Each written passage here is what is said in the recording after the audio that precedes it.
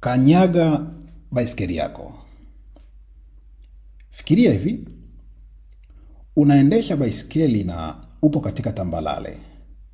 Usipokanyaga ile pedo na kushikilia usukani ili upate balance, utaanguka. Upo katika mlima, usipokanyaga ile pedal na kushikilia usukani kupata balance, utaanguka pia. Upo katika mteremko, usipokanyaga pedal na kushikilia usukani sawasawa ili kupata balance, utaanguka. Popote utapakuwa, itakulazimu utafute uwiano ili usianguke kwa kukanyaga pedal na kushikilia usukani. Kadhalika maisha yetu ni sawa na kuendesha baiskeli. Ili upige hatua, inakulazimu ukanyage pedal na kushikilia usukani, maana kinyume chake utaanguka. Inawezekana baiskeli yako ni ugumu wa uchumi, pasipo kupambana nao utaanguka. Inawezekana baiskeli yako ni mahusiano, pasipo kushikamana sawa mtaanguka.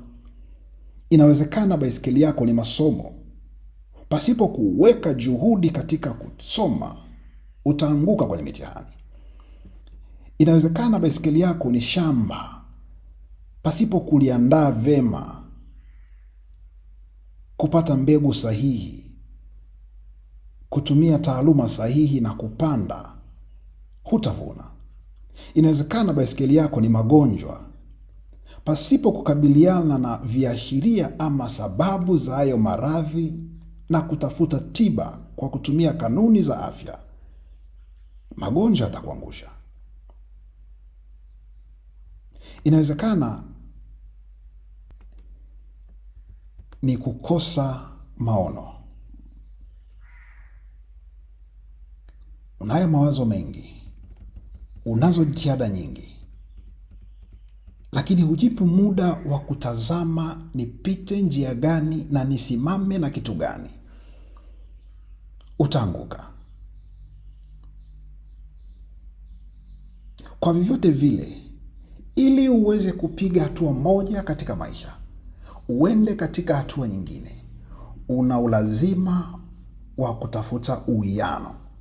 Una ulazima wa kuendelea kukanyaga pedal na kushikilia ule usukani.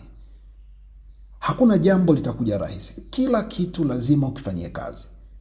Ni kazi kukanyaga pedal kama ilivyo kazi kushikilia usukani. Kadhalika, hakuna kitakachojileta chenyewe ikiwa hautachukua hatua.